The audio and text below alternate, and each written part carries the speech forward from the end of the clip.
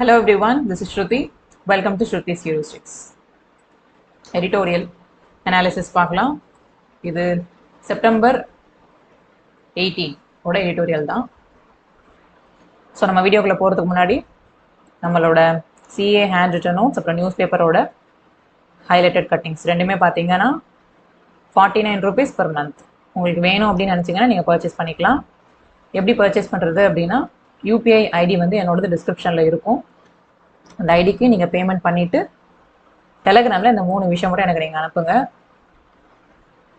Mail ID, உங்களோட mail ID, அப்புறம் அந்த பேமெண்ட் பண்ணியிருப்பீங்க இல்லையா அதனுடைய ஸ்க்ரீன்ஷாட்டு, அப்புறம் எந்த மந்த் உங்களுக்கு வேணுமோ அந்த மந்த், இந்த 3 நீங்கள் அனுப்புனீங்கன்னா அந்த மாதத்தோட ஆக்சஸ் வந்து உங்களுக்கு நான் எனேபிள் பண்ணிடுவேன்.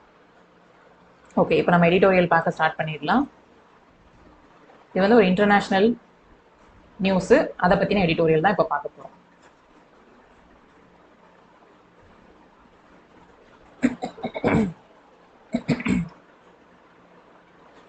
Okay, sanctions for change. Sanctions வந்து யூஎஸ் போட்டிருக்காங்க ஈரான் மேலே. அது வந்து ஒரு சேஞ்சுக்காக அப்படின்ற மாதிரி போட்டிருக்காங்க. என்ன அப்படின்னு சொல்லிட்டு பார்க்கலாம். US policy toward Iran has done little to improve the lives of people. யூஎஸோட பாலிசி ஈரான் மேலே போட்டிருக்காங்க இல்லையா, அந்த பாலிசி எப்படி இருக்காமா, அந்த மக்கள், அந்த ஈரான் மக்களினுடைய வாழ்க்கையை வந்து கொஞ்சம் இம்ப்ரூவ் பண்ணுறதுக்கு சின்ன விதத்தில் தான் இருக்க போகுது, ஹெல்ப் பண்ண போகுது அப்படின்னு சொல்லிட்டு சொல்லியிருக்காங்க. ஸோ என்ன பாலிசி போட்டிருக்காங்கன்னு பார்க்கலாம். A year after the death of Mahsa Amini, the 22-year-old Kurdish. So Mahsa Amini வந்து கமா கொடுத்துருக்காங்க. அப்புறம் அவங்கள பற்றி வந்து எக்ஸ்பிளைன் பண்ணுவாங்க இவங்க யார் அப்படின்னு சொல்லிட்டு. 22-year-old Kurdish woman. Kurdish அப்படின்றது அந்த பர்டிகுலர் அந்த கண்ட்ரியில் இருக்கிற ஒரு region. Women who was arrested by Iran's morality police. So இவங்க இந்த மக்ஸா அமினி அப்படின்றவங்க ஈரானில் இருக்கிற மொராலிட்டி போலீஸ்னு ஒரு குரூப் இருப்பாங்க. மொராலிட்டின்னு என்னது, கரெக்டாக நடந்துக்கிறாங்களா வச்சுக்கிறாங்களான்னு செக் பண்ணுவாங்க இல்லையா. ஸோ அவங்க அந்த போலீஸ் என்ன பண்ணியிருக்காங்க அப்படின்னா அவங்கள அரெஸ்ட் பண்ணியிருக்காங்க. எதுக்காகனா ஹிஜப், அதாவது இந்த பரதா போடுவாங்க இல்லையா, அதை வந்து மேண்டேட்டரின்னு போட்டு வச்சிருக்காங்க அந்த கண்ட்ரி. அதுக்கு வந்து ஏற்ற மாதிரி இவங்க போராடி இருப்பாங்க. அதனால அவங்க என்ன பண்ணியிருக்காங்கன்னா அரெஸ்ட் பண்ணிட்டாங்க. அப்போவே அவங்க வந்து இறந்து போயிட்டாங்க அவங்க அரெஸ்ட் பண்ணியிருந்தப்போ. ஸோ அதனால 1 வருஷம் ஆயிடுச்சு. இப்போ வந்து ஒரு ஃபர்ஸ்ட் இயர் ஆனிவர்சரி செலிப்ரேட் பண்ணுறாங்க. அதுக்கு தான் இப்போ ஒரு பிரச்சனை வந்து போகுது. Anti government protest seems to have last there momentum. So இந்த மாதிரி அவங்க 1 வருஷம் ஆகுதுல, இப்போ ஃபர்ஸ்ட் இயர் ஆனிவர்சரி செலிப்ரேட் பண்ணுறாங்க. ஆன்டி கவர்மெண்ட், அதாவது கவர்மெண்ட் ஏற்ற மாதிரி ப்ரொட்டஸ்ட் பண்ணுவாங்க இல்லையா, அவங்களுக்கு வந்து seems to have lost their momentum, அவங்களோட மொமெண்டத்தை இழந்துட்டாங்க அப்படின்ற மாதிரி சொல்லுவாங்க. இந்த மாதிரி ஒருத்தவங்க கஸ்டோடியல் டெத்ல இறந்து போயிட்டாங்க அப்படின்னு சொல்லிட்டு சொல்றாங்க. But the theocratic regime remains vulnerable to more such shocks. So இந்த ரெஜிம்னு என்னது, இந்த ஆட்சி, இந்த கவர்மெண்ட் இருக்கு இல்லையா, அந்த கவர்மெண்ட்டுக்கு இன்னும் நிறைய இந்த மாதிரி ஷாக்ஸ்லாம் வந்து வரும் அப்படின்னு சொல்லிட்டு சொல்றாங்க. The Islamic Republic which is struggling with economic woes due to crippling American sanctions has witnessed a wave of protests. So இப்போ இந்த இஸ்லாமிக் ரிப்பப்ளிக், அதாவது ஈரானை பற்றி சொல்கிறாங்க, இந்த கண்ட்ரி ஆல்ரெடி என்ன பண்ணிட்டு இருக்கு அப்படின்னா எக்கனாமிக் ஓவ்ஸால், அதாவது பொருளாதார ரீதியில் வந்து கஷ்டப்பட்டுட்டு இருக்கு. கிரிப்ளிங் அப்படின்றது என்னன்னா முடக்கி வச்சிருப்பாங்க இல்லையா, அதுதான். அமெரிக்கன் சாங்ஷன்ஸ் நான் ஆல்ரெடி சொல்லியிருந்தேன். சாங்ஷன்ஸ் வந்து எதுக்காக போடுவாங்கன்னா ஒரு ஹையர் அத்தாரிட்டி வந்து இந்த மாதிரி வேற ஏதாவது கண்ட்ரி, ட்ரேட் பண்ணுற கண்ட்ரி, அவங்க வந்து ஏதாவது பிரச்சனை பண்ணுறாங்க அப்படின்னா ஏதாவது சாங்ஷன்ஸ் போடுவாங்க. லைக் இந்த டாக்ஸஸ் போடுறது, ஃபைன் போடுறது, அந்த மாதிரி ஏதாவது போடுவாங்க. இல்லைன்னா ஏதாவது முடக்கிறது, ஃபைனு டேக்ஸ்லாம் அதெல்லாம் வேற. ஏதாவது ஒரு ரீதியில் வந்து அவங்கள ட்ரேட் பண்ண விடாமல் முடக்கிறது, அந்த மாதிரி சொல்கிறது அந்த சாங்ஷன்ஸ்ன்ற மாதிரி வரும். ஸோ ஆல்ரெடி அமெரிக்கா வந்து ஈரான் மேலே சாங்ஷன் போட்டிருக்கிறதுனால அவங்களுக்கு எக்கனாமி, பொருளாதார ரீதியாக கொஞ்சம் கஷ்டமாக இருக்குது. ஸோ இப்போ வந்து திருப்பி என்ன பண்ணுறாங்கன்னா இந்த மாதிரி ப்ரொட்டஸ்ட் வந்து அதிகமாக பண்ணிட்டு இருக்காங்க அப்படின்னு சொல்லிட்டு சொல்கிறாங்க. அதுவும் இப்போ இன்க்ரீஸ் ஆகிட்டு இருக்கு அப்படின்றாங்க. ஏன் அந்த ப்ரொட்டஸ்ட் பண்ணுறாங்கன்னா with a demand for reforms and at times regime change. அந்த ப்ரொட்டஸ்ட் எதுக்காக நடக்குது அப்படின்னா ரிஃபார்ம்ஸ் வேணும், கொஞ்சம் சீர்திருத்தங்கள் வேணும் அப்படின்னு சொல்றாங்க. அப்புறம் இந்த ஆட்சி முறை வந்து மாறணும் அப்படின்னு சொல்லிட்டு சொல்றாங்க. இதுக்காக தான் ப்ரொட்டஸ்ட் வந்து மெயினாக நடந்துட்டு இருக்கு. ஸோ ஆல்ரெடி ஈரானுக்கு 2 ப்ராப்ளம் இருக்கு. என்ன அதாவது ஆல்ரெடி இல்லை, இப்போ 2 ப்ராப்ளம் இருக்கு. என்ன ப்ராப்ளம்? ஒன்று வந்து அமெரிக்கா சாங்ஷன் போட்டிருக்கிறது, இன்னொன்று பார்த்தீங்க அப்படின்னா ப்ரொட்டஸ்ட். ஸோ இதான் ரீடிங் காம்ப்ரிஹென்ஷன்ல what are the two problems faced by Iran அப்படின்னு கேட்கலாம், இல்லைன்னா இந்த இஸ்லாமிக் ரிப்பப்ளிக் அப்படின்னு கேட்கலாம். ஸோ இது வந்து ரீடிங் காம்ப்ரிஹென்ஷனில் ஃபர்ஸ்ட் கொஸ்டின். அதுக்கு ஆன்சர் வந்து இது. ஆன்சர் பார்த்துட்டு கொஸ்டின் போடுறோம். எப்படினாலும் நம்ம பண்ணிக்கலாம், நம்ம இது தானே. ஓகே, செகண்டு,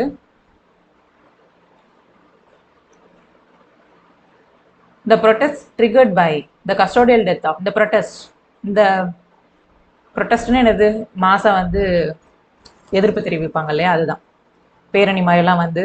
ஸோ இந்த ப்ரொட்டஸ்ட் மெயினாக எதுக்காக வந்தது அப்படின்னா, இந்த கஸ்டோடியல் டெத் ஆஃப் அமினின்றவங்க நம்ம மொதல் பார்த்தோம் இல்லையா, அவங்க இறந்துட்டாங்க. அவங்கள வந்து விசாரணைக்குன்னு கூட்டிட்டு போயிட்டு அவங்க இறந்துட்டாங்க. ஸோ அதான் கஸ்டோடியல் டெத்துன்னு சொல்றாங்க. Had ரேட்டில்டு the regime. ரேட்டில்டுன்னு என்னது, அப்படியே ஷாக் ஆகிருச்சு, அந்த ரெஜிமே என்ன பண்ணிடுச்சு அப்படின்னா ஷாக் ஆகிருச்சு அப்படின்னு சொல்லிட்டு சொல்றது. The regime initially, which had sent mixed signals on disbanding the infamous morality police force and altering the hijab laws. So என்ன அவங்க சொல்றாங்க, அந்த ப்ரொட்டஸ்ட் மூலமா என்ன வருது அப்படின்னா, டிஸ்பேண்ட் பண்ணணும்னா என்னன்னா செப்பரேட், டு செப்பரேட். பேண்ட்னா என்னது, பேண்ட் அப்படின்றது வந்து ஒரு குரூப்பா இருக்கிறது, குரூப் ஆஃப் பீப்புள் அந்த மாதிரி இருக்கிறது. டிஸ்பேண்ட் அப்படின்னா அதை அப்படியே கலைக்கிறது, டு செப்பரேட் அப்படின்றது தான் டிஸ்பேண்ட். ஸோ அந்த மொராலிட்டி போலீஸ் அப்படின்ற ஃபோர்ஸை வந்து என்ன பண்ணணும், டிஸ்பேண்ட் பண்ணணும் அப்படின்னு சொல்லி இந்த போராட்டங்கள் பண்ணாங்க. அதுக்கப்புறம் வந்து ஹிஜப் லாஸை வந்து கொஞ்சம் மாற்றி அமைக்கணும் அப்படின்னு சொல்லிட்டு போராட்டங்கள் பண்ணாங்க. But it later recovered from the setbacks and tightened the crackdown on the protesters. So அதுக்கப்புறம் என்ன ஆயிட்டாங்க அப்படின்னா, ரெக்கவர் ஆயிட்டாங்க அந்த பின்னடைவு. செட் பேக்ஸ் அப்படின்றது பின்னடைவு, setbacks and tightened the crackdown on the protest. So அந்த போலீஸ் ஃபோர்ஸ் இருக்காங்க இல்லையா, அவங்க என்ன பண்ணிட்டாங்க அப்படின்னா அந்த பின்னடைவுல இருந்து கொஞ்சம் மீண்டு வந்து திருப்பி என்ன பண்ணிட்டாங்க அப்படின்னா ப்ரொட்டஸ்டர்ஸ் போராட்டங்கள் பண்ணுவாங்கல்ல, அவங்களை என்ன பண்ணிட்டாங்க அப்படின்னா தாக்க ஆரம்பிச்சிட்டாங்க. அக்கார்டிங் டு ரைட்ஸ் ஆர்கனைசேஷன், ஒரு ஆர்கனைசேஷன் இருக்கு, அவங்க என்ன சொல்றாங்கன்னா மோர் தென் 500 பீப்புள் இன்க்ளூடிங் 71 மைனர் பீப்புள் என்ன பண்ணியிருக்காங்க அப்படின்னா கொல்லப்பட்டிருக்கிறார்கள் அப்படின்னு சொல்லிட்டு சொல்லியிருக்காங்க. ஒரு டேட்டா மாதிரி ஒரு எடுத்து சொல்லியிருக்கிறாரு. இந்த ஹண்ட்ரட்ஸ் அண்ட் நிறைய பேர் வந்து காயப்பட்டிருக்காங்க, அப்புறம் கொஞ்சம் பேர் அரெஸ்ட் பண்ணியிருக்காங்க அந்த கடந்த வருஷத்துல அப்படின்னு சொல்லிட்டு சொல்றாங்க. Iran has also executed at least 7 people linked to the protest. So ஈரானுமே என்ன பண்ணியிருக்கு, எக்ஸிக்யூட் பண்ணியிருக்கு. எக்ஸிக்யூட்னா என்னது, தீர்த்து கட்டுறது அப்படின்னு நம்ம சொல்லுவோம் இல்லையா, ஒருத்தவங்களை கொண்டுடுறாங்க. ஈரான் கவர்மெண்ட்டே வந்து 7 people என்ன பண்ணியிருக்காங்க அப்படின்னா அந்த ப்ரொட்டஸ்ட்டுக்கு லிங்க் ஆயிருப்பாங்க, அந்த போராட்டத்துக்கு லிங்க் ஆயிருப்பாங்க இல்லையா, அவங்களெல்லாம் வந்து எக்ஸிக்யூட் பண்ணிட்டாங்க அப்படின்னு சொல்லிட்டு சொல்றாங்க. On the first anniversary of Amini's death, there were reports of security personnel detaining activists to prevent any kind of memorial events for the women whose name has emerged as rallying cry for reforms and women's freedom in a country that has been tightly held by Shia mullahs since 1979 revolution. அதாவது first anniversary, இவ்வளோ பெரிய sentence இருக்கு பாருங்க.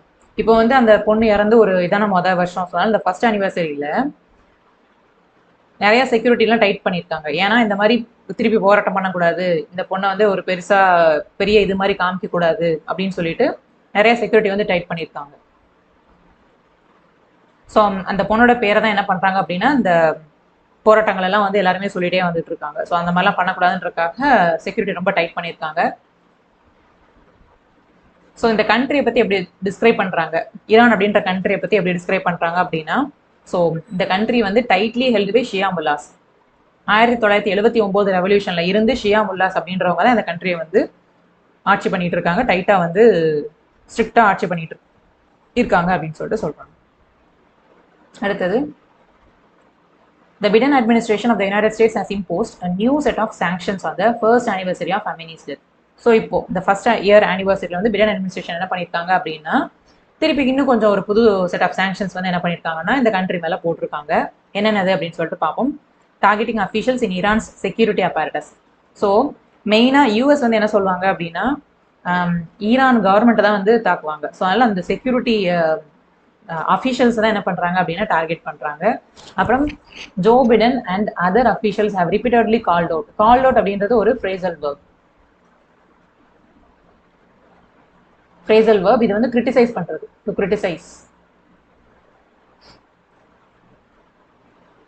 அதாவது ரொம்ப கடுமையா சொல்றாங்க அப்படின்னு சொல்லிட்டு சொல்லுவோம் இல்லையா, ஸோ அது அந்த கிரிட்டிசைஸ் பண்றது. Repeatedly called out rights violation. ஸோ இங்க வந்து உரிமைகள் வந்து வயலேட் பண்ணப்படுது அப்படின்னு சொல்லிட்டு ஜோ பிடன் என்ன சொல்லியிருக்காருன்னா கிரிட்டிசைஸ் பண்ணியிருக்காரு. But the US policy towards Iran has its own problem. ஆனா ஈரானுக்குன்னு யூஎஸ் ஒரு பாலிசி வச்சிருப்பாங்க இல்லையா, அதுக்குன்னு தனி ஒரு ப்ராப்ளம் இருக்கு. அது என்னென்ன ப்ராப்ளம் அப்படின்னு சொல்லிட்டு பார்ப்போம். First, while the sanctions have hit the Iranian economy hard, inflaming resentment. They have done little in changing the behavior of the regime. அதாவது யூஎஸ் வந்து சாங்ஷன் போட்டிருக்கிறது அவங்க ஆட்சி முறையில் ஏதாவது ஒரு மாற்றம் வரும் அப்படின்னு சொல்லிட்டு சாங்ஷன்ஸ் போட்டாங்க. ஆனால் அதை தவிர என்ன ஆயிடுச்சு அப்படின்னா அவங்க பொருளாதாரத்தை ரொம்ப அதிகமாக தாக்க ஆரம்பிச்சிருச்சு. இன்ஃப்ளேமிங் ரெசன்ட்மெண்ட் அப்படின்றது வந்து ஒரு கைண்ட் ஆஃப் ஆங்கிரி டிஸ்பிளஷர் நம்ம வந்து காமிக்கிறது தான் ரெசன்ட்மெண்ட் அப்படின்னு சொல்றது. ஃபீலிங் ஆஃப் ஆங்கிரி டிஸ்பிளஷர் அப்படின்றது தான் இந்த ரெசன்ட்மெண்ட் அப்படின்றது. இன்ஃப்ளேமிங் ரெசன்ட்மெண்ட்னா எனது இந்த கோவத்தை தான் உண்டுபடுத்திடுச்சு அதிகமாக அப்படின்னு சொல்லிட்டு சொல்றாங்க. இந்த மாதிரி அவங்க யூஎஸ் வந்து சாங்ஷன் போட்டதுக்கு. Second, when it comes to protecting its interests, Washington has chosen to engage with mullahs, irrespective of its rhetoric over human rights. So வாஷிங்டனோட உரிமையை பாதுகாத்துக்கணும் அப்படின்றக்காக அவங்க என்ன பண்ணிட்டாங்க அப்படின்னா முல்லாஸ் நம்ம பார்த்தோம் இல்லையா, அந்த ஷியா முல்லாஸ்ன்னு சொல்லிட்டு அவங்க தான் இந்த கண்ட்ரியை வந்து டைட்டாக ஆட்சி பண்ணிட்டு இருக்காங்க அப்படின்னு சொல்லிட்டு பார்த்தோம்ல. அந்த முல்லாஸ் கூட என்ன பண்ணிட்டாங்க அப்படின்னா என்கேஜ் பண்ணிக்கிட்டாங்க. எப்படி முல்லாஸ் வந்து இவங்களே என்ன சொல்றாங்கன்னா ஹியூமன் ரைட்ஸை இன்ஃப்ளூயன்ஸ் பண்ணுவாங்க, அதாவது ஹியூமன் ரைட்ஸ்ன்ற ஒரு விஷயத்த அவங்க மதிக்க மாட்டாங்க அப்படின்ற மாதிரி சொல்றாங்க. அவங்க கூடயே வாஷிங்டன் என்ன பண்ணிட்டாங்க அப்படின்னா என்கேஜ் பண்ணிக்கிட்டாங்க அப்படின்னு சொல்லிட்டு சொல்றாங்க. The US and Iran are in an advanced stage of finalizing a prisoners swap deal, as part of which US would agree to transfer some $6 billion Iranian funds frozen in South Korean accounts to Qatar, which Tehran can tap for humanitarian purposes. அதாவது இதில் என்ன சொல்கிறாங்கன்னா யூஎஸும் ஈரானும் அவங்களோட ஒரு MoU ஒன்று sign பண்ணுறாங்க. அதோட அட்வான்ஸ்டு ஸ்டேஜில் இருக்காங்க. என்னது அப்படின்னா அதாவது ஃபைனல் ஸ்டேஜில் வந்து இருக்காங்க அப்படின்னு சொல்கிறாங்க. என்னன்னா இந்த மாதிரி பிரிசனர் ஸ்வாப் டீல் வந்து ஒன்று போட போகிறாங்க. அதாவது இங்கே இருக்கிற அதாவது ஈரானில் இருக்கிற யூஎஸ் பிரிசனர்ஸ் இருப்பாங்க இல்லையா, அவங்களெல்லாம் அவங்க கண்ட்ரிக்கு அனுப்பிடணும். அப்புறம் அந்த கண்ட்ரியில் இருக்கிற இவங்களோட பிரிசனர்ஸ் எல்லாம் இவங்களுக்கு அனுப்பிடணும்னு சொல்லிட்டு மாற்றி அந்த மாதிரி ஒரு ஸ்வாப் டீல் வந்து போடுறாங்க. ஸோ இதுக்கு எப்படி பண்ணுறாங்க அப்படின்னா $6 பில்லியன் ஈரானியன் ஃபண்ட்ஸ் வந்து என்ன பண்ணுறாங்க கத்தாருக்கு வந்து அனுப்புறாங்க. ஸோ இதன் மூலமா இந்த ப்ராசஸ் எல்லாம் பண்ணுவோம் அப்படின்னு சொல்லிட்டு வச்சிருக்காங்க. Instead of this off and on hostility, இந்த ஆஃப் அண்ட் ஆன் ஹாஸ்டிலிட்டி அப்படின்றது வந்து எப்பவாச்சும் நடக்கும், அப்பப்போ நடக்காது, திடீர்னு இருக்கும் திடீர்னு இருக்காது, அந்த மாதிரி சொல்றது அந்த off and on hostility and engagement, which is not helping the Iranian people. The West should adopt a more consistent policy engagement and pressure the extract compromises from Iran in return for economic rewards. So என்ன பண்ண சொல்லியிருக்காங்க அப்படின்னா அப்பப்போ இந்த மாதிரி hostility என்கேஜ்மெண்ட்லாம், அதாவது அப்பப்போ விரோதம் இருக்கும், ஹாஸ்டிலிட்டினா விரோதம், அப்பப்போ ஒன்றா சேர்ந்துக்கிறாங்க. இப்படி இருக்கிற பட்சத்தில் இது வந்து ஈரான் பீப்புளுக்கு ஹெல்ப்ஃபுல்லாக இருக்காது அப்படின்னு சொல்கிறாங்க. ஸோ அதனால் வெஸ்ட் அப்படின்ற இந்த இடத்துல யாரை ரெப்ரசென்ட் பண்ணுறாங்கன்னா யூஎஸ்ஐ தான் ரெப்ரசென்ட் பண்ணுறாங்க. ஸோ வெஸ்ட் என்ன பண்ணணும் அப்படின்னா ஒரு கன்சிஸ்டன்டான பாலிசி வந்து ஒன்று அடாப்ட் பண்ணணும், ஒன்று வந்து உருவாக்கணும் அப்படின்னு சொல்லிட்டு சொல்கிறாங்க. ஸோ அந்த பாலிசி எப்படி இருக்கணும் அப்படின்னா எக்கனாமிக் ரிவார்ட்ஸ் கொடுக்கறதுக்கு பதிலாக consistent policy of engagement and pressure to extract compromises from Iran. அந்த காம்ப்ரமைசஸ் பண்ணுறாங்க இல்லையா, அதெல்லாம் வந்து எடுத்துடணும், அதுக்கு பதிலாக எக்கனாமிக் ரிவார்ட்ஸ் வந்து கிடைக்கணும் அப்படின்ற மாதிரி சொல்கிறாங்க. In return for economic rewards. For the mullahs, the recurring protests should serve as a reminder that a large section of the population has already turned hostile towards their reign. So அதாவது முல்லாஸ் இப்போ ஆட்சி பண்ணிட்டு இருக்காங்க இல்லையா ஈரானில், அவங்களுக்கு வந்து இந்த மாதிரி அடுத்தடுத்து ப்ரொட்டஸ்ட் வந்து வர்றது என்ன தெரியணும் அவங்களுக்கு, எதை ரிமைண்ட் பண்ணணும் அவங்களுக்கு அப்படின்னா லார்ஜ் செக்ஷன் ஆஃப் பாப்புலேஷன் வந்து நம்மளை எதிர்க்கிறாங்க, ஸோ நம்ம மேலே விரோதம் தான் காமிக்கிறாங்க அப்படின்னு சொல்லிட்டு தெரியணும் அந்த முல்லாஸ் பீப்புளுக்கு அப்படின்னு சொல்லிட்டு சொல்கிறாங்க. The protesters may not have attained a critical mass for now, but it may not remain so forever in a country with a history of radical revolutions if the underlying problems of the crisis, regime rigidity and lack of reforms are not addressed. So இந்த இடத்துல பாருங்களேன், the protesters may not have attained a critical mass for now. அதாவது இப்போதைக்கு இந்த ப்ரொட்டஸ்டர்ஸுக்கெல்லாம் பெரிய ஒரு கூட்டம் சேரலை அப்படின்னாலும் இது வந்து இப்படியே இருக்காது, கடைசி வரைக்கும் இப்படியே இருக்காது அப்படின்னு சொல்லிட்டு சொல்றாங்க. May not remain so for ever, இப்படியே இருக்காது, remain so for ever in a country. எந்த மாதிரி கண்ட்ரியில் அப்படின்னா அடிக்கடி இந்த கண்ட்ரியில் நிறையா ரெவல்யூஷன்ஸ், தீவிரவாத அந்த ரெவல்யூஷன்ஸ்லாம் வந்து போராட்டங்கள்லாம் வந்து நடக்கும். அப்படி ஒரு கண்ட்ரியில இந்த மாதிரி ஒரு போராட்டம் வந்து இன்னும் பெரிய மாஸ் இல்லைன்னு சொல்லிட்டு அவங்க இதாக இருந்துடக்கூடாது அப்படின்னு சொல்லிட்டு சொல்றாங்க. லெத்தார்ஜிக்காக இருந்துடக்கூடாது, அந்த ஷியாமுல்லாஸ் அப்படி இருந்துடக்கூடாது அப்படின்னு சொல்கிறாங்க. இந்த ப்ராப்ளம்ஸ் எல்லாம் அட்ரஸ் பண்ணலை அப்படின்னா கண்டிப்பாக இதுவுமே இந்த ப்ரொட்டஸ்ட்டுமே ஒரு பெரிய ப்ரொட்டஸ்ட்டாக மாறும் அப்படின்றாங்க. என்னென்ன ப்ராப்ளம் அப்படின்னா எக்கனாமிக் கிரிசிஸ், அப்புறம் ரெஜிம் ரிஜிடிட்டி. ரெஜிம் ரிஜிடிட்டின்னு என்னது? அந்த ரெஜிம்னா ஆட்சி. அந்த ஆட்சி வந்து ரொம்ப டைட்டாக, ரிஜிட்னா என்னது? ரொம்ப டைட்டாக இருக்கிறது, ரொம்ப ஸ்ட்ரிக்டாக இந்த மாதிரி ஆட்சி பண்ணுறது, இதெல்லாம் அவங்க மாற்றிக்கலை அப்படின்னா கண்டிப்பாக பெருசாக பிரச்சனை தான் வரும் அப்படின்னு சொல்லிட்டு சொல்கிறாங்க. ஸோ அவ்வளோதான். நம்ம என்னென்ன பார்த்தோம் அப்படின்னா,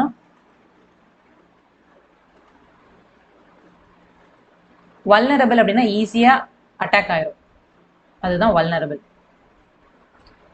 ஈஸியாக அதை வந்து நம்ம என்ன பண்ணிடலாம் அப்படின்னா தாக்கிடலாம். ஸோ வல்னரபிள், ஒரு ஆபத்து நிலைமையில இருக்குது அப்படின்னு சொல்லுவோம்ல, அதுதான். Remains vulnerable to more such shocks.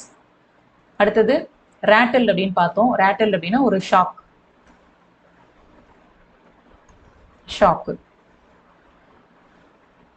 டிஸ்பேண்டிங் அப்படின்னு பார்த்தோம். டிஸ்பேண்டிங் அப்படின்னா டு செப்பரேட். ஸோ இந்த கால் அவுட் அப்படின்றது ஃப்ரேசல் வெர்ப். கால் அவுட் நல்லா மீனிங் தெரிஞ்சுக்கணும். இது வந்து கிரிட்டிசைஸ் பண்ணுறது, அட்வர்ஸ்லி. கிரிட்டிசைஸ் அட்வர்ஸ்லி அப்படின்றது இந்த கால் அவுட்டோட மீனிங்.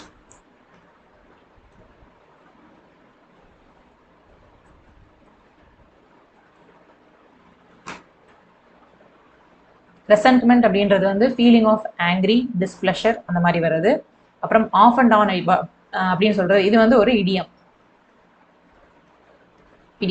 இடியம் பார்த்துருக்கோம், ஃப்ரேசல் வெர்ப் பார்த்துருக்கோம். ஸோ ஒரு எடிட்டோரியலே நமக்கு இத்தனை கிடைச்சிருது. ஆஃப் அண்ட் ஆன் அப்படின்றது அப்பப்போ நடக்கிற மாதிரி, எப்பயாவது இப்போ நடக்கும் அப்போ நடக்கும் அப்படின்னு சொல்லுவோம்ல, அதுதான் ஆஃப் அண்ட் ஆன். ஓகே, இதை மட்டும் நோட் பண்ணிக்கோங்க. இன்னும் போக போக நம்ம வந்து டெய்லி எடிட்டோரியல் வந்து பார்க்கலாம். Thank you so much. கீப் வாட்சிங். டடா பை பை. See you.